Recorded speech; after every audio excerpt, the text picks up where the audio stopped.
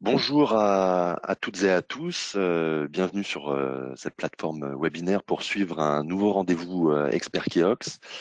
Alors aujourd'hui, nous accueillons deux intervenants qui traiteront du sujet de la surélévation des bâtiments. Alors d'une part, Géraldine Boucher-Blancou, architecte, docteur en architecture et urbanisme et directrice de la recherche urbaine et architecturale à UpFactor.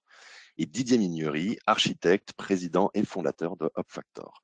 Bonjour à vous deux déjà. Bonjour. Géraldine Boucher-Blancou et Didier Mignery sont d'ailleurs tous les deux auteurs du livre La surélévation des bâtiments, densifiés et rénovés à l'échelle urbaine, qui est sorti le 11 janvier dernier aux éditions du Moniteur, en vente dans toutes les librairies et sur la boutique Moniteur, boutique.lemoniteur.fr. N'hésitez pas à acheter ce tout nouvel ouvrage.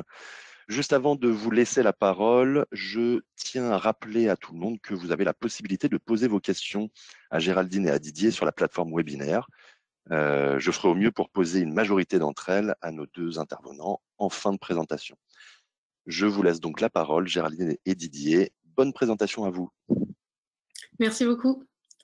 On va juste couper nos caméras pour fluidifier la présentation. Alors, un grand merci aux éditions du Moniteur d'avoir accepté et proposé de publier cet ouvrage. Un grand merci en particulier à Claire Lefebvre, éditrice, qui a fait un travail d'édition vraiment remarquable. Et on est vraiment ravis d'être là. Donc, merci aussi à l'équipe Keox d'avoir organisé ce webinaire. Donc, bienvenue à tous et merci à chacun pour votre participation et votre présence ici.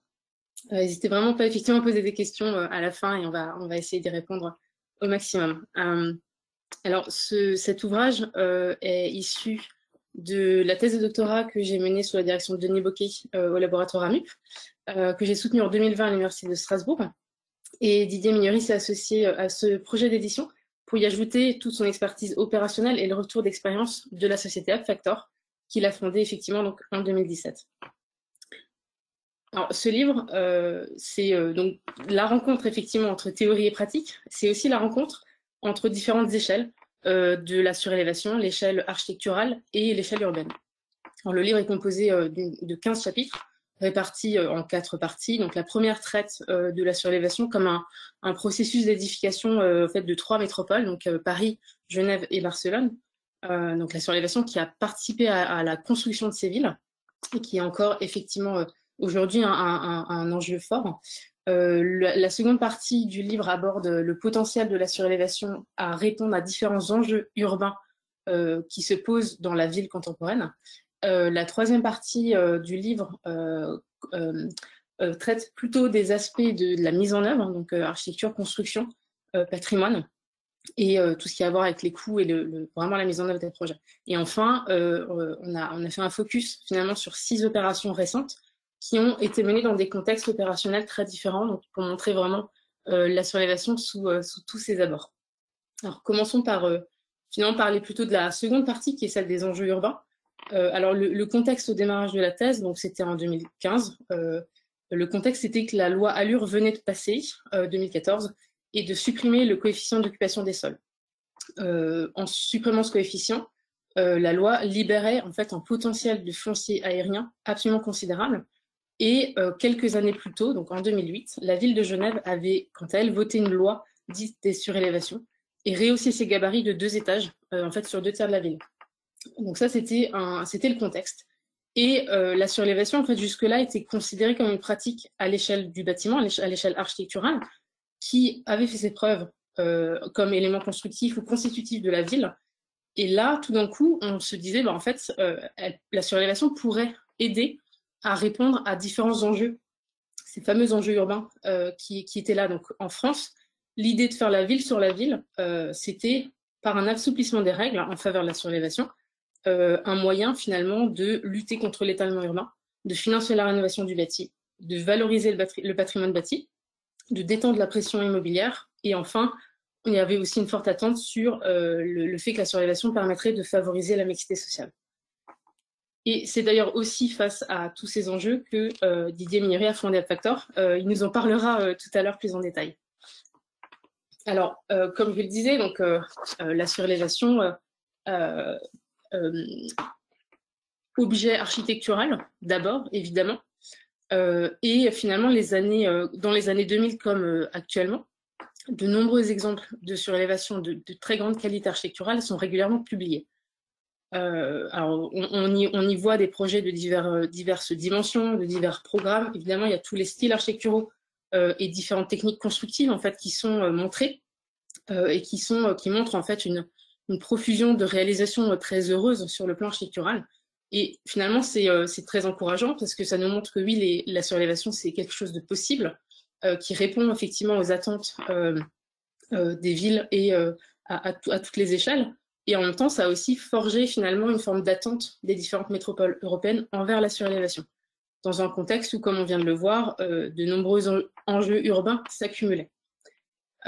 Alors, il ne faut pas aussi oublier que la surélévation, c'est aussi des projets plus ordinaires, voire invisibles, depuis la rue. Parfois, ce sont aussi des projets moins aboutis esthétiquement. Et on verra plus loin dans le webinaire combien la qualité architecturale, en fait, est primordiale pour l'acceptabilité sociale de toute politique de densification verticale. Alors, le premier enjeu urbain, pour revenir vraiment sur ces enjeux qui sont au cœur et du livre et du sujet sur élévation de nos jours, le premier enjeu, c'est évidemment celui de la lutte contre l'étalement urbain. Alors, entre-temps, la terminologie est plutôt devenue celle de la lutte contre l'artificialisation des sols. En tout cas, en Europe, la France est malheureusement un des mauvais élèves et on continue d'urbaniser en fait plus vite que notre démographie n'augmente et exprime ses besoins. Alors en rouge sur la carte, ce sont les secteurs où on continue d'artificialiser plus vite que ses besoins, alors qu'en vert, en bleu, pardon, ce sont les secteurs en densification. Donc on voit qu'en France, malheureusement, c'est très rouge. Alors ce que la thèse a montré, c'est que si la surélévation permet effectivement de créer des surfaces neuves sans aucune artificialisation, elle n'est pas en capacité toute seule de répondre à la demande en construction. Et elle constitue un des outils de l'urbanisme circulaire, donc du fameux faire avec le déjà là. Et on verra encore, on va s'attarder plus tard, il faut surtout faire la différence entre un potentiel de foncier aérien cartographié de manière brute, disons, qui correspond au droit réglementaire, et la mise en œuvre réelle des projets, dont le nombre est bien plus restreint, évidemment, en raison des nombreux freins. Et on y reviendra. Et donc Didier aussi nous expliquera tout le travail d'UpFactor pour justement mettre en place des moyens en fait pour réaliser et rendre opérationnels tous ces projets. Alors le deuxième enjeu de la ville qui donc constitue ce contexte-là et qui est primordial sur le sujet de la surélévation, c'est la rénovation du bâti. La surélévation constitue effectivement un levier très intéressant, à la fois pour déclencher un projet de rénovation et pour contribuer à le financer. Là aussi, il faut finalement le voir à la mesure de ce qu'il peut apporter réellement, car il dépend des projets réellement mis en œuvre, on vient de le dire, et aussi de la part qui reste au projet, qui peut être dédiée à la rénovation. Alors, pour expliquer ce principe de financement, c'est assez simple.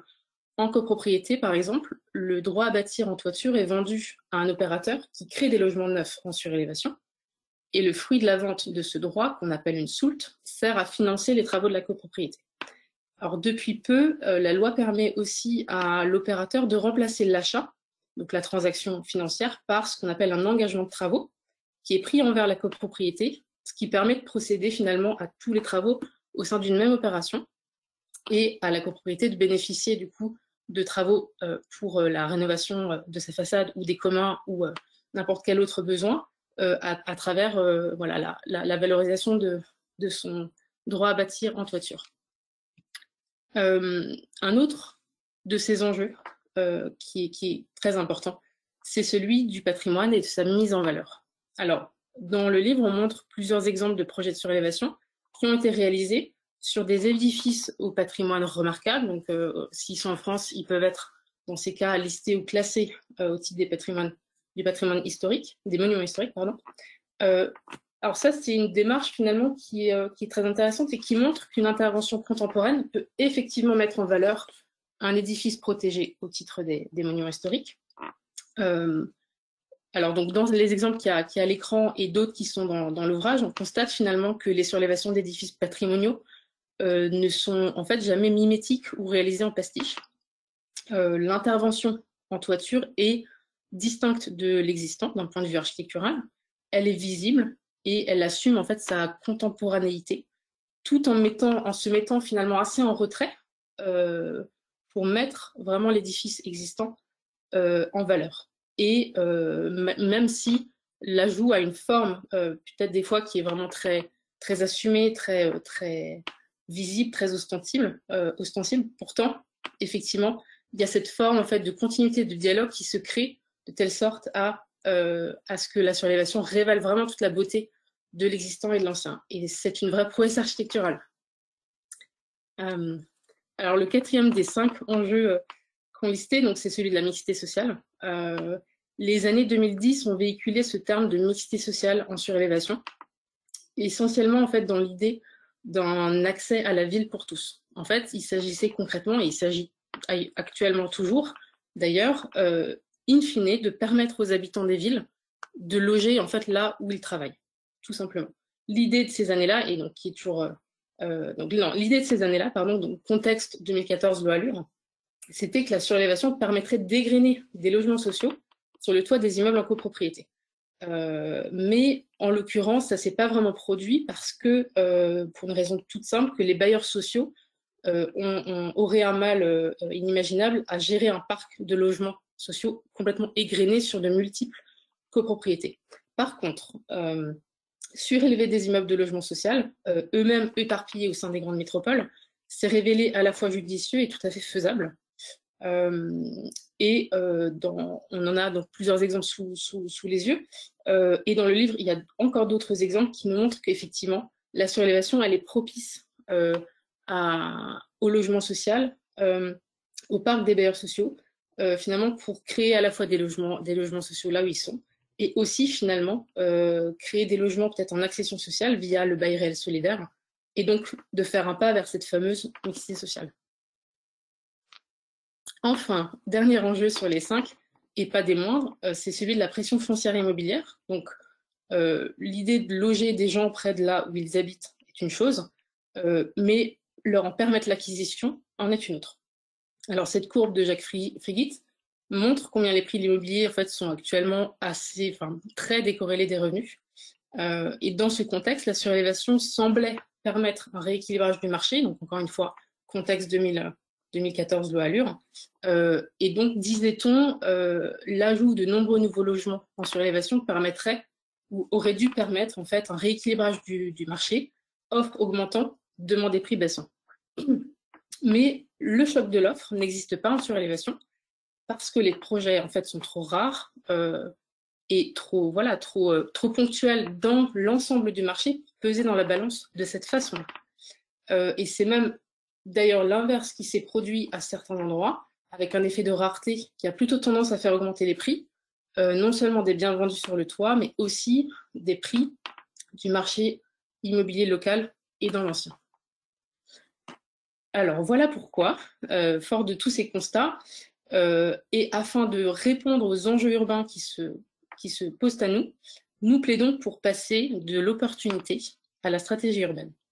Tant que la surélévation sera perçue uniquement au prisme d'une plus-value immobilière, elle ne sera pas efficace comme outil de densification, de rénovation du parc bâti et de la qualité de vie en ville, alors qu'elle a un potentiel pour répondre à ces enjeux. C'est ce qui ressort des conclusions de ce livre et de la thèse.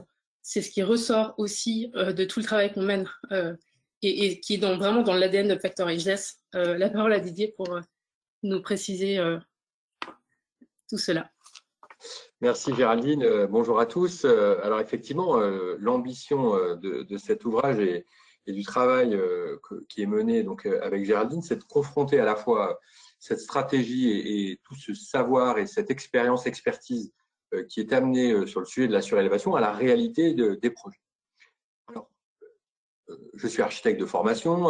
J'ai eu l'occasion en tant qu'architecte de réaliser des premiers projets, et notamment celui-ci à Paris qui a été pour nous un peu une espèce de manifeste dans le sens où on l'a initié en 2005 et on l'a réalisé en 2015. Donc vous allez me dire 10 ans, oui, donc forcément une grosse complexité. On a eu, je pense, tous les problèmes du monde sur ce dossier parce que c'est un tout petit projet. Il était en partie en milieu occupé puisqu'on avait une entreprise qui était au rez-de-chaussée et premier étage, qui n'avait pas forcément envie de bouger. Et on a eu des complexités à obtenir notamment un permis de construire, alors que clairement, c'est un délaissé urbain qui est issu, on va dire, des différentes réglementations et des différentes périodes d'urbanisation. Malgré tout, donc, ce projet a été livré en 2015. Et en tant qu'architecte, on s'est dit, au moment où, comme Géraldine l'a rappelé tout à l'heure, il y avait donc la suppression du COS et l'arrivée de la loi Allure avec tout un tas de dérogations possibles et une vraie envie de favoriser le sujet de la surélévation, une vraie complexité, c'est de dire mais où sont tous ces gisements? Et donc, naturellement, à la suite de ça, on a réfléchi donc à l'offre UpFactor, donc qui est venue en complément de notre expertise d'architecture, et surtout au développement d'un outil logiciel donc qui s'appelle UpFactor GeoService, qui est un outil qui permet, en analysant deux données essentielles, c'est-à-dire à la fois les données de hauteur de bâtiment et de forme de toit, en analysant massivement des nuages de points ou des relevés aériens qui sont générés soit par les villes ou les métropoles, aux règles d'urbanisme, alors à 4 grandes règles qu'on a intégrées dans l'outil logiciel: la règle de hauteur, la règle de gabarit, la règle d'implantation par rapport aux limites séparatives et de distance entre les bâtiments.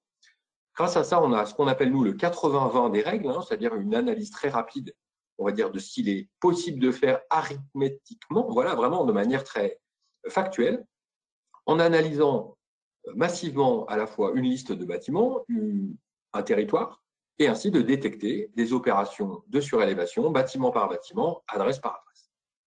Alors, avec cette expertise-là, voilà, on a réussi donc à visualiser, à mettre au point une application. Cette application, vous rentrez une adresse. Cette adresse est identifiée via un géoréférencement. On calcule automatiquement la largeur de rue et on applique automatiquement les règles de manière à instantanément trouver le potentiel de surélévation, avec une évaluation du nombre de niveaux et du nombre de surfaces. Du nombre de niveaux et de la surface développée. Alors, cette application, elle nous sert à quoi? Elle peut nous servir, par exemple, à des analyses à grande échelle sur des territoires, comme par exemple le travail qu'on a mené pour la métropole de Lyon, où on a analysé massivement l'intégralité des logements sociaux de la ville de Lyon, avec cette ambition de dire il y a un petit déficit de logement social sur le territoire de la ville de Lyon, avec un besoin de créer 9000 logements. Et bien, si on adresse uniquement les parcelles des bailleurs sociaux, où ils sont en pleine propriété, et où on applique automatiquement les règles du PLU en vigueur, on a la possibilité d'aller chercher un peu plus de 3000 logements directement réalisables en application de la règle sans dérogation, et donc juste avec, on va dire, en fléchant celle-ci de manière très précise. Donc voilà, l'enjeu de l'outil, de la détection à grande échelle, c'est vraiment d'analyser massivement et de faire d'opportunités, on va dire de principes d'opportunité à des vraies démarches qui pourraient développer ainsi de nouveaux mètres carrés, de nouveaux logements. Voilà. Alors, si on enchaîne ensuite, pardon, Géraldine. Oui, merci Didier. Alors, on l'a vu, il a bien montré, il y a ce potentiel de foncier aérien qui est là, qui est considérable, mais il reste majoritairement inexploité. Alors, la raison principale, selon nous, c'est l'organisation de la maîtrise d'ouvrage des projets qui, en fait, engendre de surcroît une grande frustration parmi les acteurs de la chaîne de production.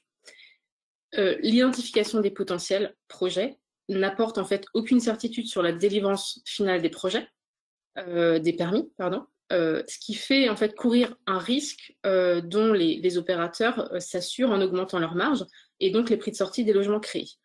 Et cette même incertitude, doublée des prix de montage économique du projet, en fait, a des répercussions sur les copropriétaires, par exemple, leur adhésion au projet et le fruit de la vente qui sert à la rénovation.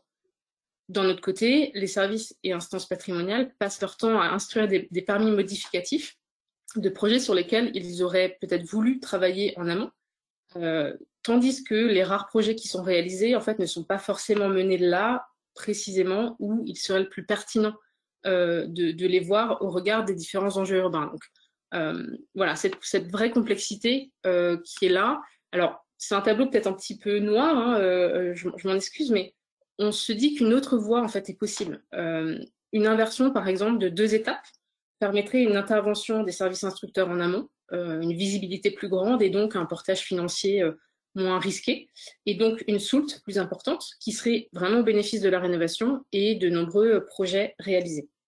Alors, c'est une démarche que porte UpFactor et dont on reparlera en fin de ce webinaire.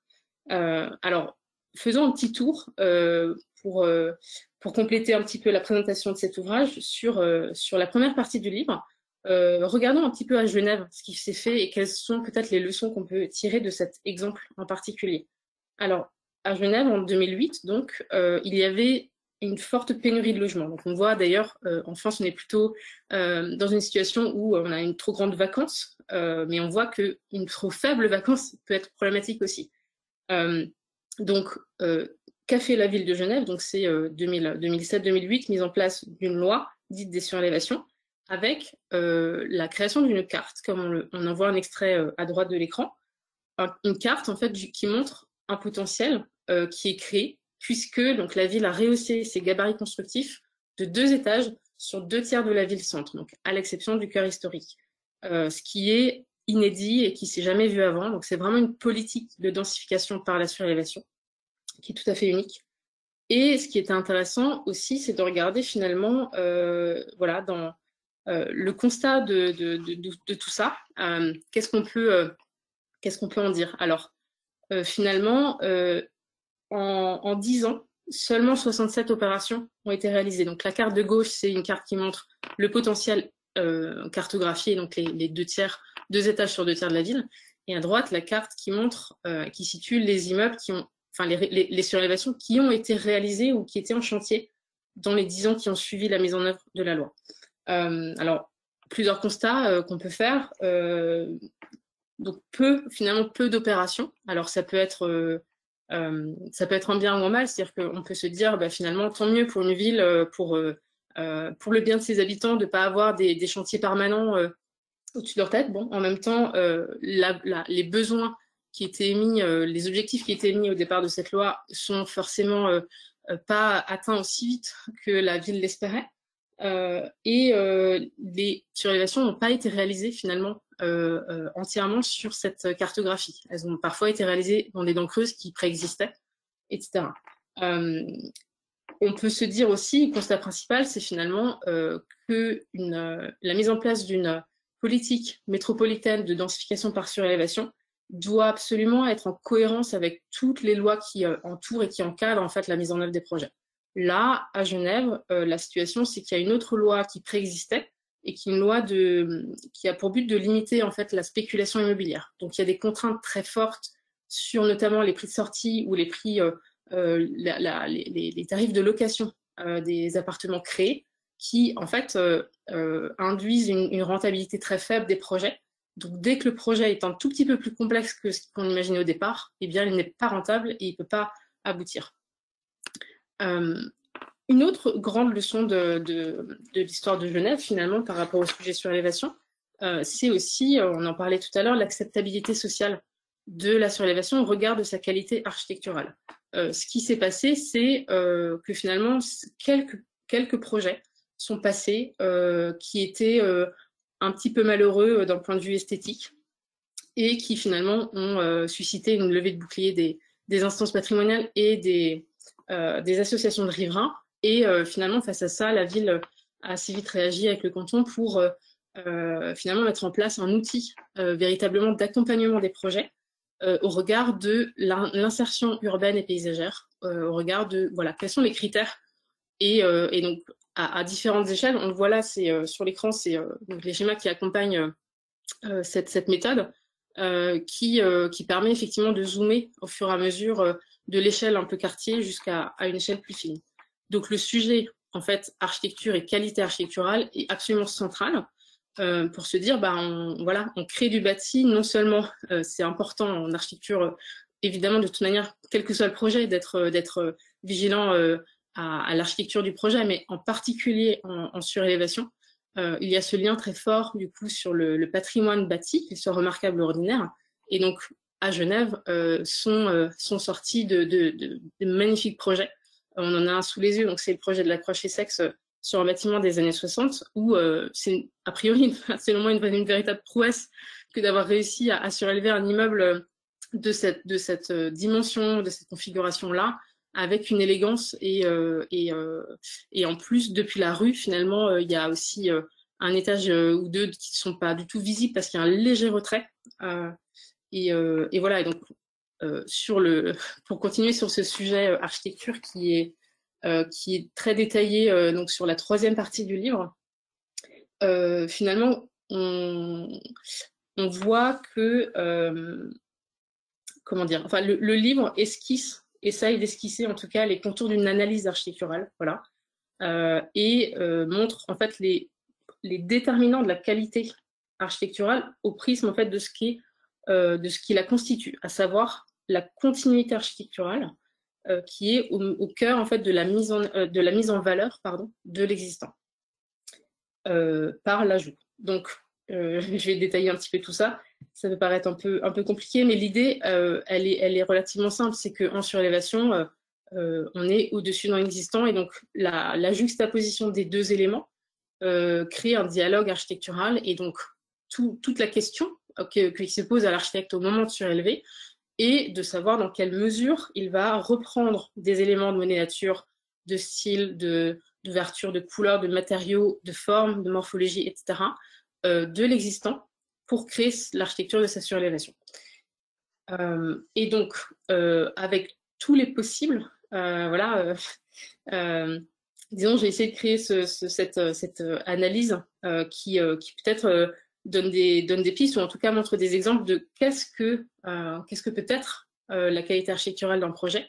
Là, par exemple, on a des projets, bien sûr, très valorisés pour leur architecture, où on a un ajout en fait qui est d'une grande contemporanéité, qui s'assume complètement. Et finalement, ce qui est intéressant, c'est qu'il y a une mise en valeur de l'existant, alors même qu'il y a une forme de rupture stylistique et un ajout qui est très assumé. Mais on se rend compte dans chacun de ces projets qu'il y a quand même vraiment un dialogue qui s'instaure. Et on peut retrouver ça dans d'autres projets qui sont peut-être beaucoup plus discrets, c'est-à-dire que l'ajout dialogue aussi en reprenant plus d'éléments, ou peut-être en arborant un style identifiable comme un toit, donc avec un revêtement zinc par exemple, ou en reprenant des matériaux ou une couleur, en fait, de sorte à ce que ce soit moins visible, moins percutant de prime abord.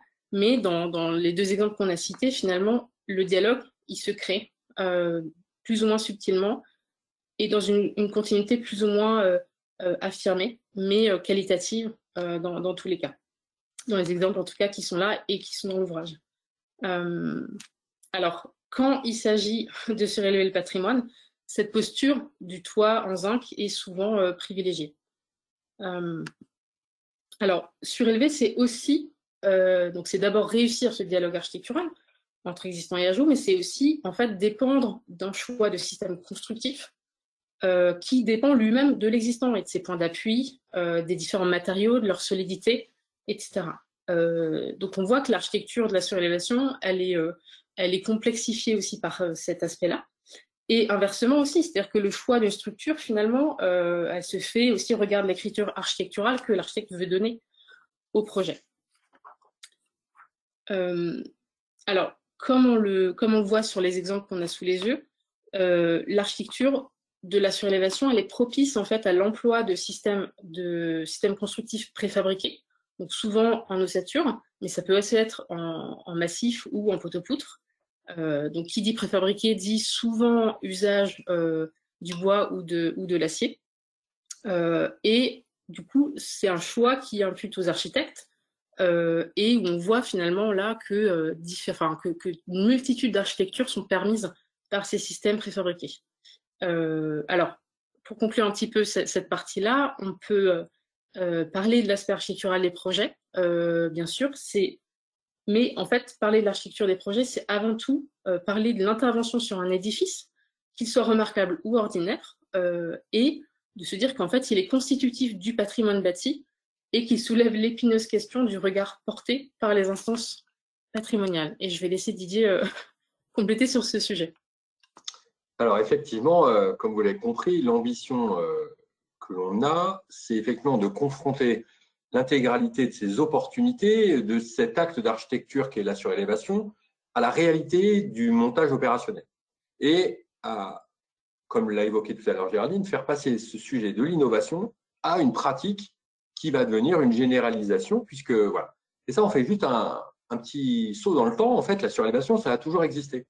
Et nous, on aime bien utiliser un exemple pour exprimer cela, c'est que le meilleur exemple de surélévation à Paris, c'est sans doute l'île de la Cité. Parce que sur l'île de la Cité, on a une majorité des bâtiments qui sont visibles, notamment sur le quai, qui ont déjà été surélevés, voire une, voire deux fois. Et ça, c'est très important parce que aujourd'hui, dans des problématiques de projets où, en fait, on propose des projets de surélévation aux bâtiments pour les adapter notamment aux contraintes et, on va dire, à l'usage, on va dire, de leurs occupants. Voilà, vous avez un petit exemple d'un bâtiment en fait, qui appartient à un propriétaire unique, qui est une entreprise française qui souhaite installer sa direction générale dans un bâtiment dans le 8e arrondissement de Paris. Ce bâtiment n'est pas adapté parce qu'il lui manque environ entre 300 et 400 mètres carrés pour atteindre la surface que dont la direction générale a besoin. Donc, on a naturellement proposé une surélévation puisqu'il y a une possibilité urbanistique réglementaire de 2 étages. Et là, on voit bien qu'en apportant une solution contemporaine, c'est-à-dire qu'ils ne viennent pas singer quelque part l'architecture existante en se mettant en retrait d'une corniche déjà existante et ainsi de suite, en venant apporter une couche de contemporanéité à ce bâtiment, on n'a pas réussi à obtenir l'aval, on va dire, de l'architecte des bâtiments. Alors, on propose quoi?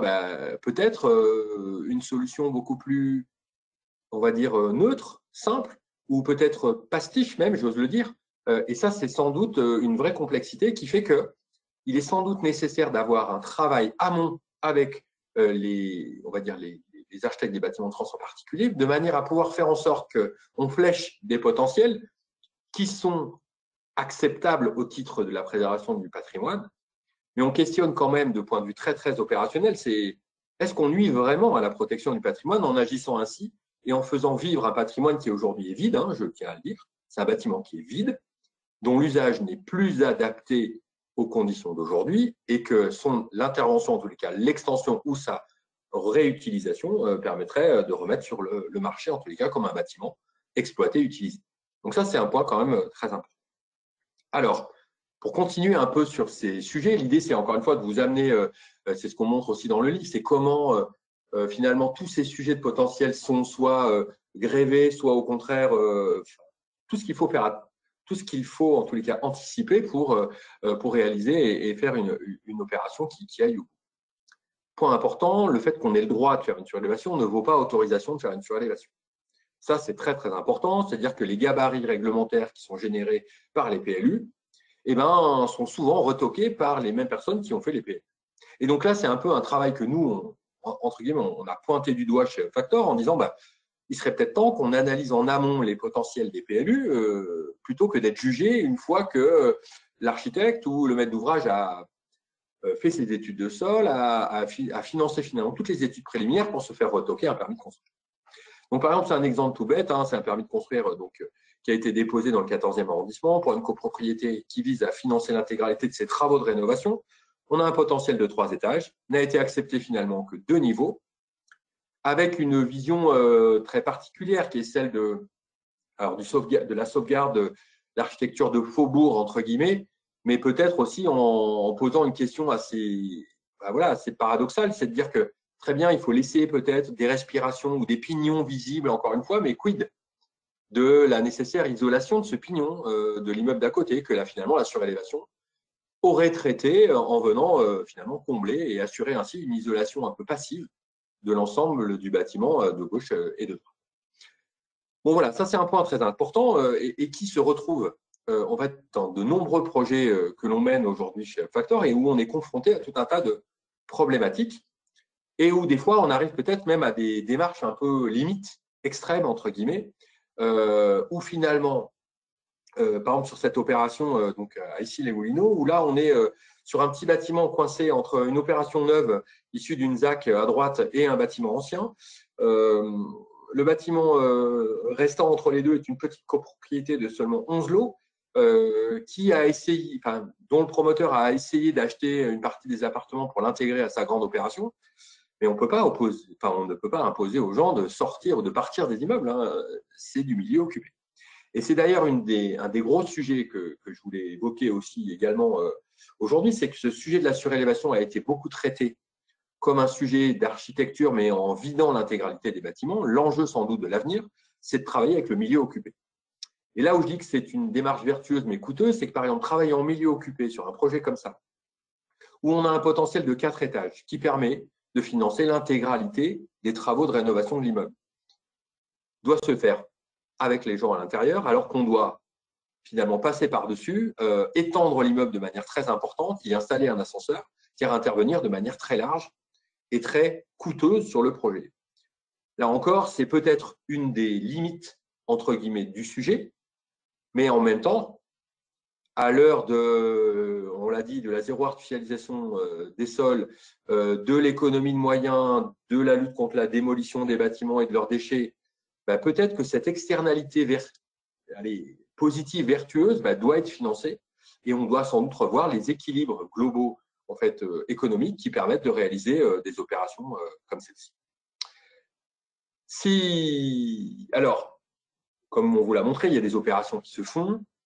Malgré tout, cette démarche vertueuse doit encore déroger sur un certain nombre de sujets parce que on fait une chose qui est assez malgré tout nouvelle, c'est-à-dire qu'on construit du neuf sur de l'ancien, mais de l'ancien occupé. Donc avec différents niveaux finalement de réglementation, puisque voilà, les règles sur l'ancien ne s'appliquent pas, enfin ne sont pas les mêmes que celles du logement neuf. On utilise un certain nombre de dérogations dans l'intégralité de nos projets de surélévation. Il y en a 2 qu'on obtient de manière assez, on va dire globalement assez facilement, malgré le petit contre-exemple que je vous ai montré sur le projet de la rue d'Odessa, c'est la dérogation du gabarit PLU à l'adossement, puisqu'aujourd'hui, depuis 2014-2015, les lois du flot et ainsi de suite, cette possibilité est globalement acceptée par les services instructeurs.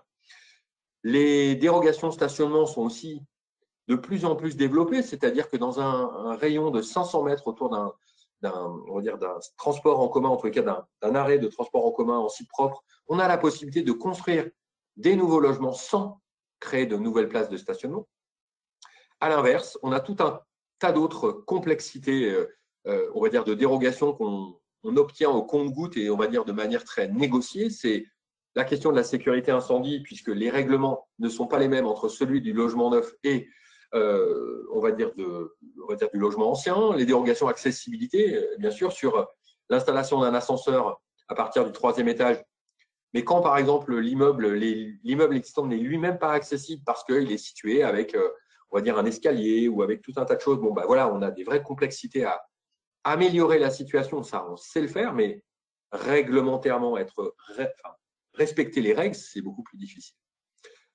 Donc, fort de ça, on voit bien que les difficultés demeurent, qu'on a encore besoin de déroger, mais que malgré tout, il y a un certain nombre de leviers qui sont aujourd'hui existants et qui permettent de faire avancer les projets un par un, mais de manière encore un peu trop artisanale, entre guillemets.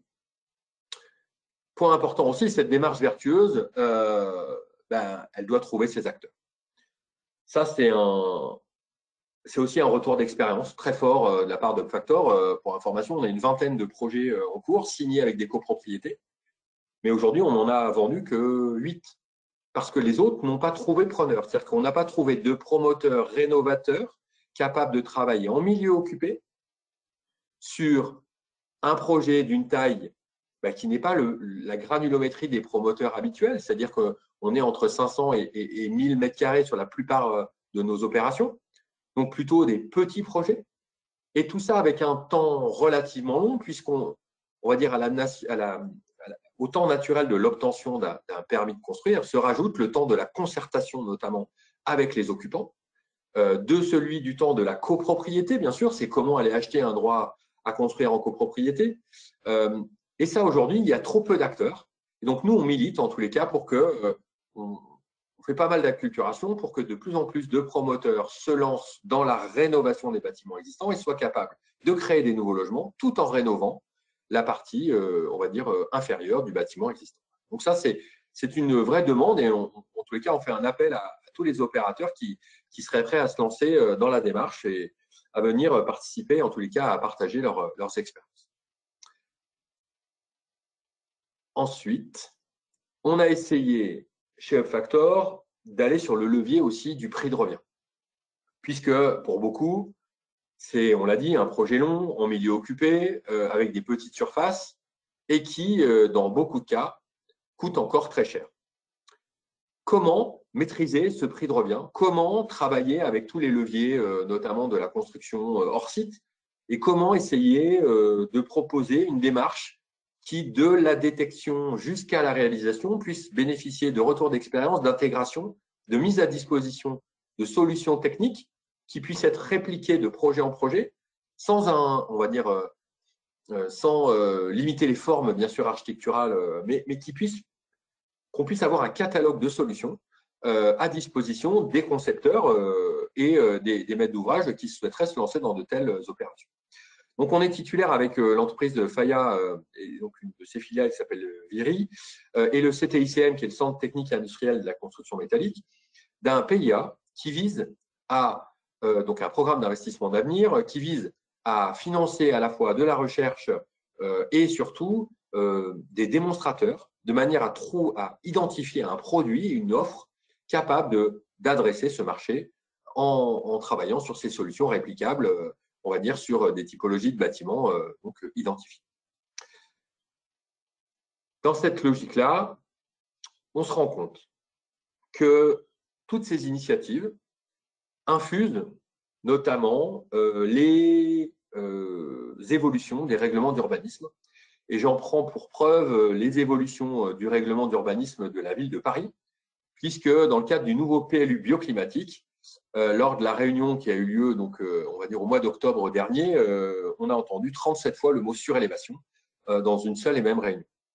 Ce qui est quand même on va dire une nouveauté. Donc, ça y est, enfin, ce sujet revient à l'ordre du jour. Hein, je vous l'ai dit tout à l'heure, hein, ce n'est pas une solution nouvelle, c'est juste qu'elle était passée, on était passé à autre chose, notamment avec l'avènement de la démolition-reconstruction dans la seconde partie du XXe siècle.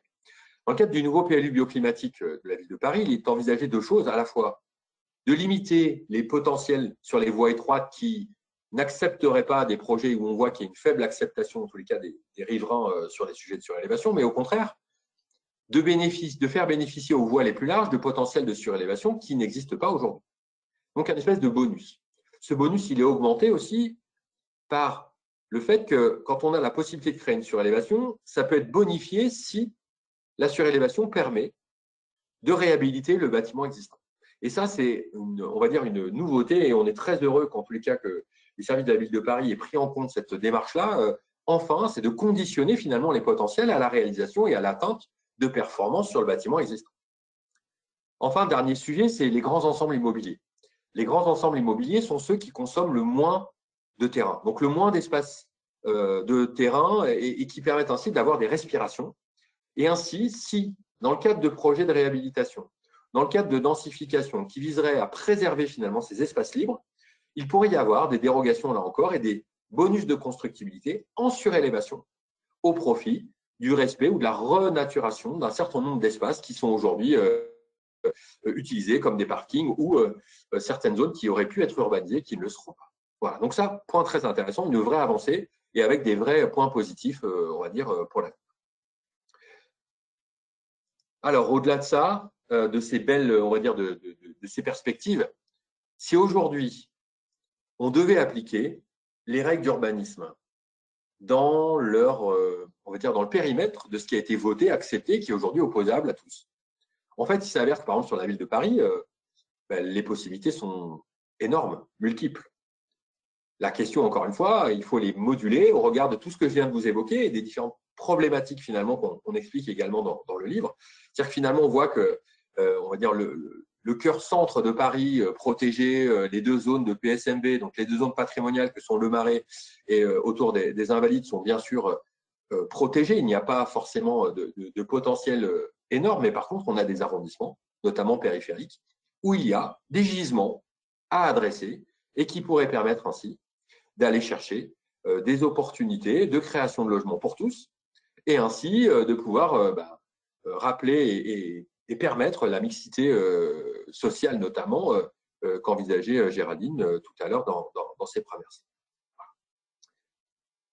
Merci Didier. Alors, je rebondis juste sur cette carte. Faut quand même réaliser aussi que c'est vraiment issu de Factor Geoservice et qui est quand même un outil assez incroyable qui permet d'identifier à l'adresse tout le potentiel d'une ville et on en reparlera à la fin du webinaire. C'est maintenant du coup un travail qui est mené chez Factor à l'échelle vraiment de collectivité, donc c'est assez impressionnant. Et finalement, donc j'imagine peut-être aussi que vous qui regardez cette carte, vous avez cette impression que oh mon Dieu, il s'agirait peut-être de surélever tout Paris et qu'en tout cas toute la carte est verte. Et c'est compréhensible, il faut rappeler que c'est vraiment aussi un potentiel réglementaire brut, c'est-à-dire voilà, là c'est la carte des édifices qui sont plus bas que ce qu'autorise le PLU. Ça ne veut pas dire que, encore une fois, tout Paris sera surélevé. Et donc, ça amène en fait ce sujet de la question de la densité optimale et notamment de la question faut-il encore densifier les villes très denses, qui est une question totalement légitime. Alors, pour ça, on a l'exemple de Barcelone, qui est finalement un peu le laboratoire de la densité optimale. Donc, c'est un des chapitres au début du livre qui nous ramène en fait à l'histoire de la construction de l'Eixample de Barcelone, donc, qui a été dessinée par Ildefons Cerda en 1859 et Cerda qui finalement a créé le plan de cette ville finalement, puisque bon, c'est l'extension, mais elle est près 20 fois plus grande que la ville d'origine, donc on considère ça comme une ville à part entière. Et dessinée à partir de rien. Donc vraiment une conception qui, pour Cerda, correspondait en fait à une densité urbaine optimale. Et c'est très intéressant parce qu'il l'a dessiné en fait en opposition, en réaction à ce qu'il avait constaté en tant que chercheur et urbaniste dans la ville ancienne. Et la ville ancienne qui en fait qui avait été fortifiée évidemment et où le bâti avait continué d'être construit au fur et à mesure et donc il y avait cet effet d'entassement du bâti et aussi de la population au sein de ce bâti. Et donc il avait constaté des difficultés et une surmortalité notamment due à cette extrême densité et donc ces conditions aussi la forme du bâti et comment il était constitué d'un point de vue architectural et l'entassement des populations qui l'a conduit, lui et tous les autres aussi architectes et urbanistes en fait du mouvement hygiéniste en fait, à finalement concevoir en contre-pied des espaces beaucoup plus ouverts, aérés, avec le soleil, etc. Et donc, Cerda avait vraiment proposé un plan et une morphologie du bâti qui répondait à ces aspirations profondes avec une orientation des différents carrés, tous orientés de telle sorte que toutes les faces en fait des immeubles reçoivent de la lumière naturelle, etc. Et donc aussi un système, un réseau viaire qui permettait l'évacuation des circulations automobiles le plus vite possible. Voilà, tout un tas de choses. Et qu'est-ce qu'on a constaté dans l'évolution de Barcelone, c'est que finalement, non seulement la volonté qu'il avait d'une forme d'égalitarisme aussi, avec un plan rectiligne où a priori il n'y avait pas de notion de centralité et de pôle en fait attractif, et donc tout le monde avait une présence dans le bâti qui était sur un pied d'égalité. Malheureusement, l'attractivité a quand même pris le dessus et l'aspect même spéculatif finalement de l'immobilier a repris le dessus et a fait que au fur et à mesure des décennies, de multiples ordonnances ont fait croître en fait les gabarits constructifs de Barcelone, jusqu'à arriver à la Barcelone qu'on connaît maintenant, qui est effectivement cette forme de bâti extrêmement dense, qui heureusement quand même a conservé de nombreuses qualités, et notamment la forme du réseau viaire avec les circulations, même si elles ont elles-mêmes aussi été bien intensifiées. Ce qu'il faut retenir finalement, c'est aussi que Barcelone, finalement, elle s'est construite par la surélévation. Et donc, il y a tout un tas de questions qui se posent du rôle de la surélévation dans la construction et l'édification des villes. Et donc, Barcelone, c'est un cas finalement très intéressant au regard des autres métropoles européennes, dans la mesure où, comme disait tout à l'heure, Paris, par exemple, qui s'est aussi construite par strates avec la surélévation, ça a été sur un temps beaucoup plus long, et avec des vagues, en fait, avec des périodes, effectivement, où il y a eu des surélévations un petit peu plus affirmées, au fil, finalement, des changements réglementaires, des gabarits constructifs, mais à Barcelone, c'était plutôt, voilà, ça a été beaucoup plus rapproché dans le temps. Et ces ordonnances, en fait, se sont succédées à voilà, un rythme assez soutenu. Et ce qui est très intéressant, c'est qu'on voit donc là sur les visuels de gauche, en rouge, en fait, toutes les surélévations qui ont été identifiées sur 3 carrés. Donc on en voit, il y a vraiment cette couche et cette strate. Et en fait, ça a posé la question à différents chercheurs urbanistes de se dire, mais est-ce que finalement, la surélévation, est-ce que ça ne va pas surdensifier la ville? C'est une question qui s'était posée à Genève aussi en 2008, notamment auprès des riverains, parce que forcément, de mettre en place une politique de densification verticale à l'échelle d'une métropole, c'est considérable et ça change effectivement la figure de la ville. Donc c'est une question tout à fait légitime. Et donc on voit à droite la carte, par exemple, la carte des circulations, des flux de circulation automobile entre 65 et 2005. Et on voit leur intensification immense. Et ce que la recherche a mis en évidence, c'est que finalement, c'est pas cette intensification des usages automobiles qui reflète finalement la congestion urbaine et tous les autres maux qui peuvent être associés avec une surdensification. En fait, elle n'est pas du tout le fait de la surélévation à Barcelone, elle est au contraire le fait de l'expansion urbaine non contrôlée, très peu dense, complètement étalée, qui par contre s'est opéré sur ces mêmes décennies-là, donc entre l'après-guerre, on va dire, ou voilà les années 50-60 jusqu'à la fin des années 2000, où voilà, on a observé finalement une expansion du territoire de la ville de Barcelone qui s'est étendue considérablement. Et donc c'est les flux de circulation entre cette périphérie, cette banlieue, et le cœur de Barcelone qui a généré tous ces flux. Et c'est pas du tout le fait de la surélévation. Alors ça veut pas dire que c'est bon, on peut surélever partout, n'importe comment. Pas du tout. C'est simplement pour montrer que, encore une fois, le processus de surélévation, c'est quelque chose qui est aussi très, très ponctuel, très précis, et qui apporte finalement des nouveaux logements de manière quand même plutôt ponctuelle. Et aussi donc avec cette construction dans le temps qui est très importante.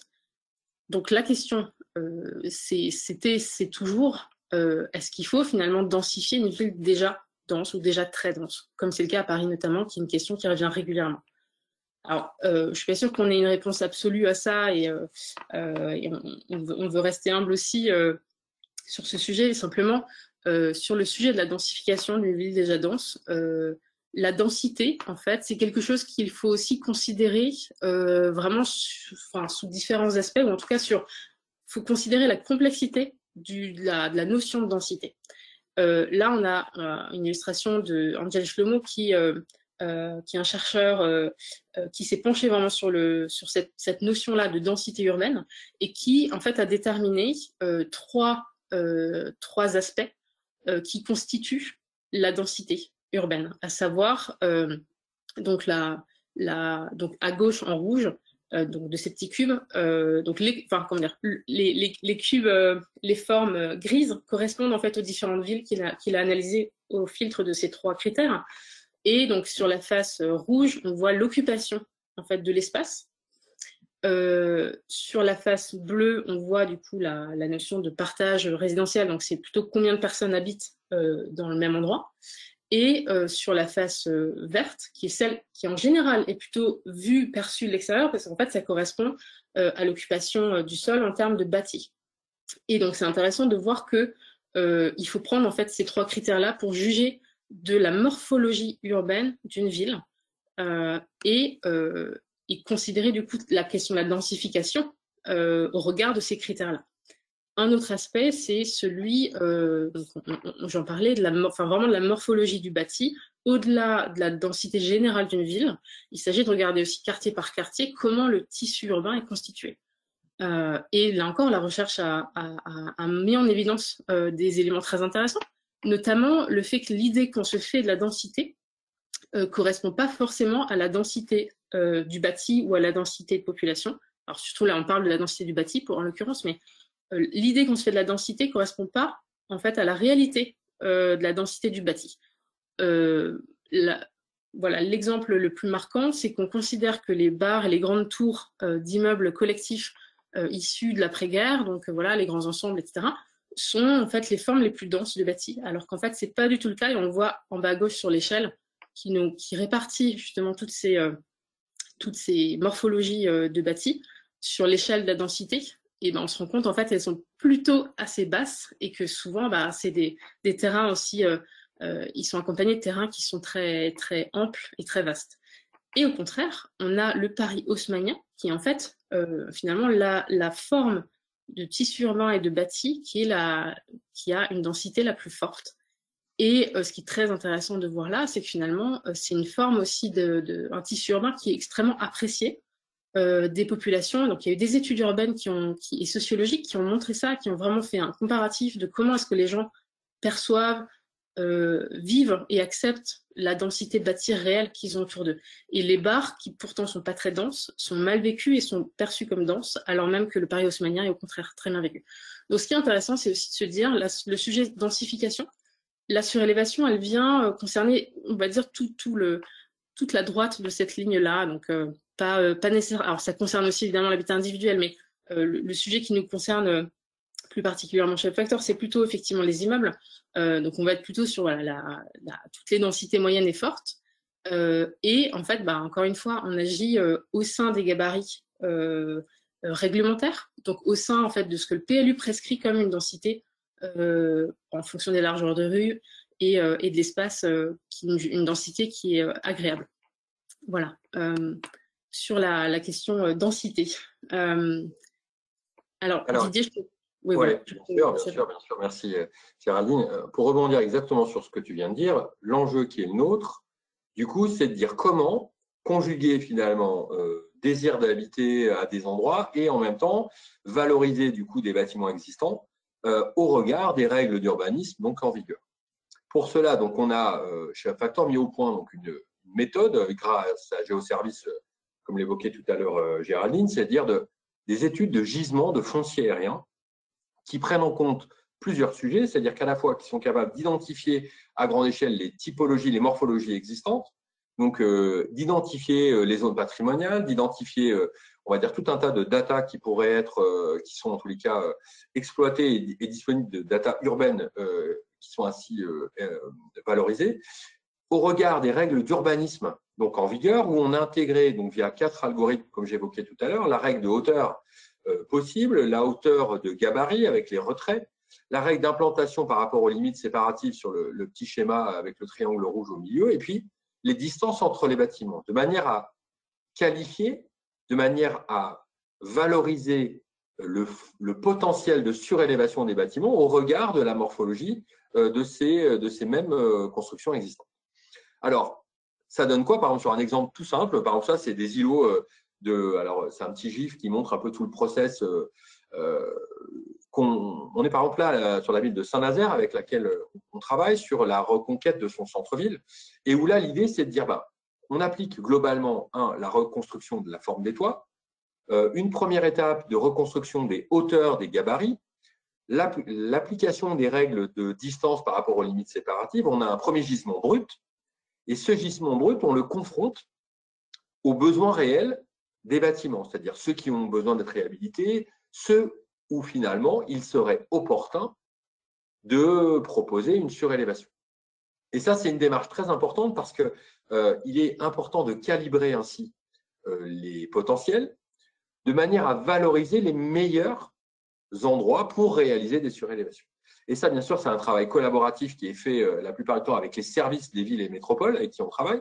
Et là, par exemple, c'est l'extrait de l'étude de gisement qu'on a réalisée pour l'Eurométropole de Strasbourg, qui a été la première métropole à nous confier à grande échelle toute l'analyse de son territoire avec une forte envie et un fort engagement politique, en tous les cas, de reconquérir son bâti existant. Et où là, on a été capable de qualifier de manière très fine les potentiels donc, de surélévation avec un nombre de niveaux, avec l'identification si ce potentiel il est dans l'épaisseur des combles existants ou au contraire il est au-delà des combles, de manière à qualifier aussi si c'est des projets qui sont viables avec l'architecture proposée ou en tout cas qui existe déjà. On croise bien sûr si c'est du logement, si c'est du logement social, si c'est un bâtiment public, mais également deux autres critères qui sont importants. C'est l'environnement, c'est-à-dire l'intégration, le contexte. Est-ce que ce bâtiment est en dents creuses? C'est-à-dire est-ce qu'on est capable, est-ce que si on fait une surélévation à cet endroit-là, le bâtiment va être au-delà des gabarits des voisins ou au contraire, il va venir s'insérer dans une morphologie de bâtiment existant. Et enfin, bien sûr, le sujet énergétique. Et là, c'est quand même un des sujets majeurs qui se pose dans le cadre de nos études de gisement, c'est comment valoriser finalement cette constructibilité au profit de la rénovation du bâtiment existant et notamment sa rénovation énergétique. Voilà. Donc, point intéressant et qui, je pense, est très parlant, qui illustre parfaitement en fait les ambitions que l'on a en tous les cas chez Upfactor pour essayer de porter ce sujet en tous les cas de reconquête de l'existant.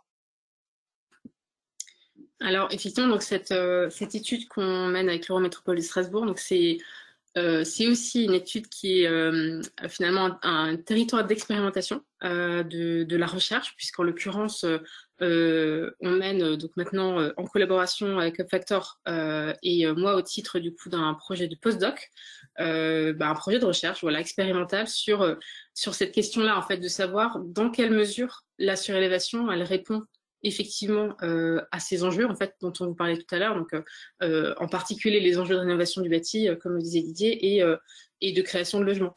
Et ce qui est vraiment passionnant dans cette étude-là, finalement, au-delà du caractère un petit peu magique de Factor Géoservice et du visuel, en fait, c'est de se dire que, voilà, encore une fois, on a un outil performant qui arrive à identifier et à mettre en fait en relation le potentiel de foncier aérien filtré au regard de différents critères qui sont très exigeants pour obtenir finalement voilà, une liste, une carte des bâtiments où, eh ben oui, c'est intéressant effectivement de surélever, oui, il semblerait que ce soit faisable, et ce qu'on évoquait tout à l'heure, finalement, l'ordre dans lequel la maîtrise d'ouvrage peut s'organiser, c'est que finalement, on commence par la discussion avec les services instructeurs, on commence par la vision urbaine, on commence par les enjeux, on commence par discuter avec l'ABF et de se dire, en fait, OK, où est-ce que la ville veut densifier, où est-ce que c'est judicieux de le faire, où est-ce qu'il y a des situations de précarité énergétique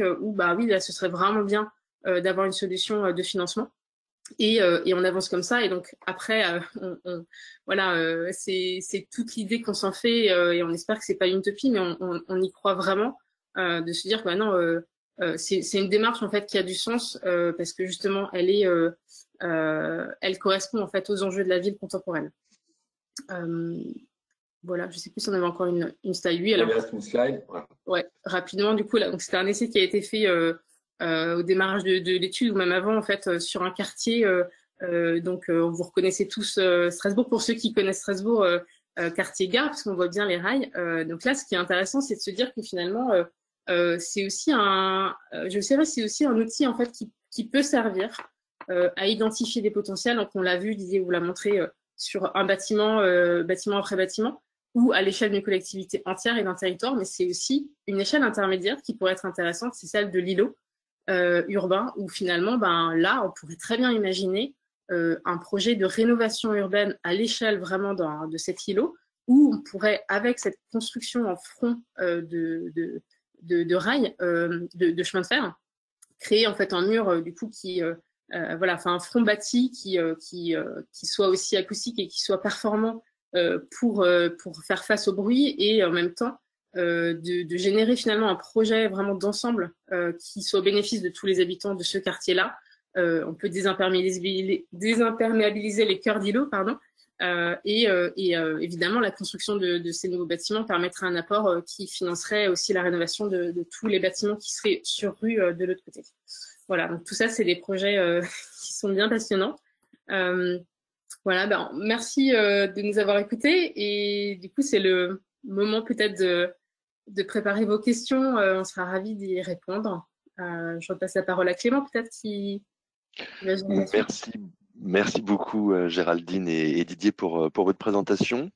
Alors on a dépassé un petit peu le temps, mais on va prendre le temps de poser les quelques questions qui nous sont parvenues jusqu'à présent. Et déjà, on va commencer par une double question de Elisabetta Luzardi.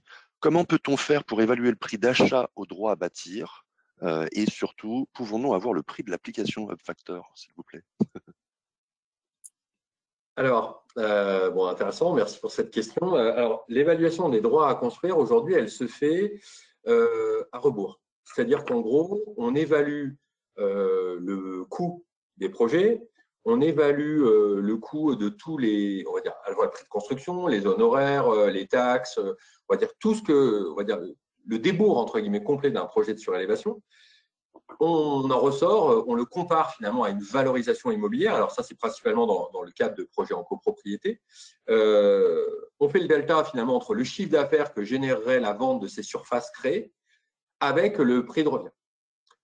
Fort de cette on va dire, soustraction, on a une marge qui est, on va dire, qui est générée.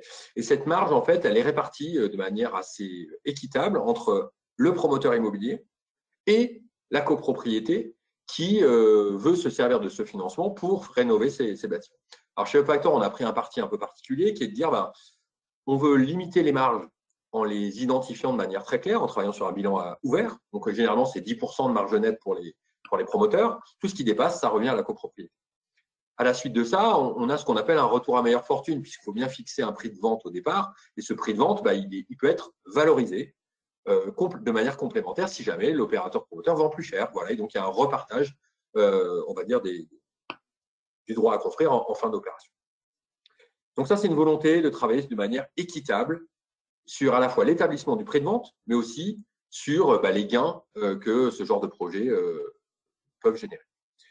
Pour l'application Géoservice, aujourd'hui, on a décidé de ne pas l'ouvrir au public. Pourquoi? Parce que au départ, c'était effectivement une envie, mais on s'est vite rendu compte que on va générer des potentiels, des opportunités, mais que, encore une fois, comme je l'ai dit tout à l'heure, pas parce que vous avez le droit de le faire que ça vaut autorisation. Et donc, on voit bien qu'il y a une complexité dans le résultat généré par Géoservice et on ne veut pas que ça soit un sujet déceptif. Donc, on préfère aujourd'hui utiliser Géoservice comme un outil d'accompagnement et de détection de gisements à grande échelle, d'identification d'opportunités et de plutôt d'aller commercialiser, on va dire, des projets qui auront été à la fois acceptés par les villes et de l'autre côté valorisés auprès de certains copropriétaires. Voilà, donc plutôt des résultats plutôt qu'un accès à un outil dont finalement l'usage ne serait peut-être pas suffisamment efficient. Merci beaucoup. Une nouvelle question de Sophie Ramy. Les opérations cœur de ville font-elles appel à cette application Géoservice en amont afin d'évaluer le potentiel de densification dans les villes moyennes? Alors, c'est assez nouveau, mais oui. On vient notamment d'être sollicité dans le cadre d'un des sujets d'action cœur de ville, on va dire, dans le Grand Paris, où naturellement, l'idée, c'est d'analyser à grande échelle les potentialités. Et du coup, ainsi, apporter une revalorisation du centre constitué. On peut aussi parler du sujet, par exemple, de Saint-Nazaire, où là, le maire de Saint-Nazaire, clairement, a pris la position forte de dire, pour reconquérir mon centre-ville, qui est constitué, qui est issu du patrimoine de la reconstruction, mais qui sont généralement des immeubles R+3, R+4 sans ascenseur, si je veux les faire revivre, entre guillemets, il faut leur adjoindre peut-être une couche d'habitat avec des qualités que les gens souhaitent. C'est-à-dire qu'au lieu d'aller acheter une maison individuelle avec un jardin, peut-être que certains de ces acquéreurs pourraient accepter de vivre en centre-ville avec un accès, on va dire, des qualités avec des usages renouvelés, c'est-à-dire des terrasses, peut-être au dernier étage avec une vue et ainsi de suite, mais également une proximité avec les services, le centre-ville, les commerces, tout ça dans un espèce de, on va dire, environnement un peu plus pacifié avec des transports en commun, des transports de roues et ainsi de suite. Enfin, voilà, une autre vision, en tous les cas, de l'urbanisme et ça va bien dans ce sens de la reconquête des centres urbains au détriment des périphéries. Merci beaucoup. Une question de Véronique Pasquet. Qu'en est-il des apports de lumière versus les restrictions d'énergie électrique? Quid des apports de lumière versus restrictions énergie électrique? Alors, très important, aujourd'hui, les surélévations qu'on propose sont dans l'application des règles de l'urbanisme. Donc ça, c'est très important. Ça veut dire que ces règles d'urbanisme, aujourd'hui, elles prennent en compte notamment une grande partie du porté-atteinte entre les bâtiments. C'est la règle notamment des gabarits et des distances qu'il y a entre les bâtiments. Donc, Les sujets, on va dire, de lumière naturelle ou de choses comme ça, on va dire, ne sont pas forcément impactés.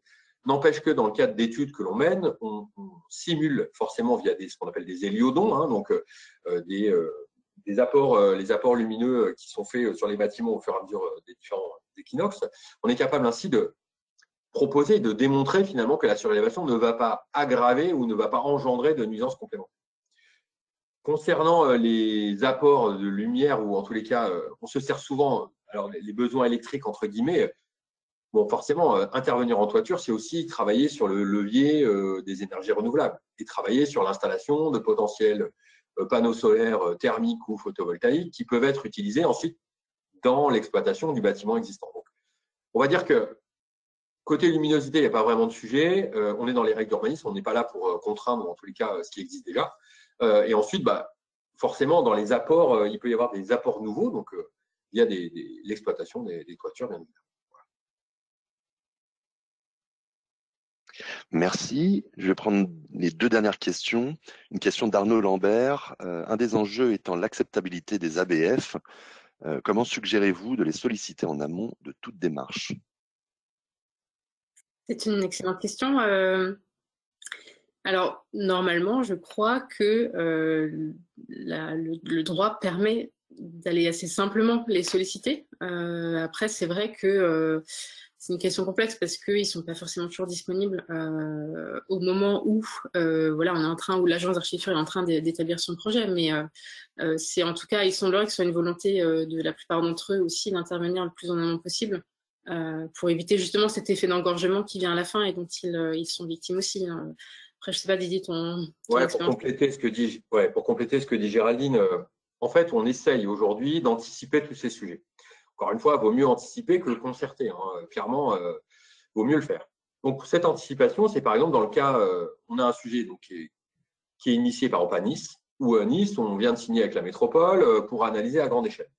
L'ambition, en fait, c'est de poser les questions en amont même du traitement du gisement. C'est-à-dire que c'est comment on fixe les règles du jeu avec les architectes des bâtiments de France au regard des patrimoines, on va dire, identifiés, au regard on va dire, des périmètres de protection, de manière à ce qu'on puisse simplifier aussi les relations et donc identifier des endroits où surélévation ne vient pas nuire à la protection du patrimoine et où surélévation peut venir en complément de la protection du patrimoine. Parce que quelque part, surélever un bâtiment, c'est aussi le protéger, c'est aussi le réemployer et en faire un usage pour l'avenir. Voilà, ce qui est toujours gagné par rapport finalement à peut-être des patrimoines qui demain deviendront obsolètes parce que soit passoire thermique ou parce que leur usage ne conviendra pas à l'habitation de demain. Donc, clairement, voilà, c'est aussi un enjeu, je pense, qui interroge les ABF et en tous les cas, il y a certains sont vraiment dans une démarche très collaborative et on voit qu'il y a des vrais consensus qui arrivent à se mettre en place. Et enfin, une dernière question de Lucas Montaigne. Quelles sont les prochaines surélévations potentielles sur le secteur lyonnais? Ils sont très importants, notamment parce qu'à Lyon, il y a on va dire globalement, on a une typologie de bâtiments plutôt bien construits, des parcelles plutôt, on va dire, un peu plus lâches qu'à Paris, donc avec une densité un tout petit peu plus faible. Pour info, là où on a à peu près 10% de bâtiments surélevables sur un patrimoine identifié, par exemple en copropriété à Paris, on est plutôt sur 18, presque 20% à Lyon. Alors, sur la métropole de Lyon, je parle. Point important aussi, c'est qu'il y a une prise de conscience politique au niveau de Lyon, où on a notamment certains élus qui prônent et qui poussent à utiliser la surélévation, notamment dans le cadre du logement social. On l'a vu dans l'étude qu'ils nous ont menée, enfin qu'on a menée avec eux, et où naturellement, Renaud Père, par exemple le président de la métropole qui s'occupe du sujet, incite les bailleurs sociaux à faire des surélévations pour atteindre leurs objectifs de création de logements. Donc, on voit que voilà, c'est un enjeu majeur. Il y a des choses qui se font et aujourd'hui, on est là pour les relayer et montrer que justement, il est grand temps qu'on passe de l'innovation on va dire, à la solution. Voilà, c'est sans doute un point qu'on aimerait vraiment voir arriver dans les prochaines années. Eh ben, merci beaucoup. On va arrêter là pour les questions. Pour ceux qui auraient d'autres questions, n'hésitez pas à vous rendre sur le site de UpFactor, donc upfactor.fr, et même sur la page LinkedIn de UpFactor pour en savoir plus sur évidemment le sujet de la surévaluation des bâtiments. Juste un mot avant de nous quitter. Pour les abonnés, vous pouvez retrouver cette présentation sur Keox en replay dans votre espace abonné. Et voilà, je vous remercie beaucoup, en tout cas, Géraldine Boucher-Blancou et Didier Mignery pour votre présentation. Et merci à vous qui avez suivi ce webinaire. On se retrouve le mois prochain pour un nouveau rendez-vous expert Keox sur le renforcement des planchers bois dans la réhabilitation des structures de bâtiments qui vous sera présenté par Alain Popinet, ingénieur à l'École centrale de Nantes et expert en ingénierie en bâtiment. Merci à nouveau Didier et Géraldine. Merci à vous tous d'avoir suivi cette présentation. Merci. Très bonne fin de journée à vous et à très bientôt. Au revoir, merci.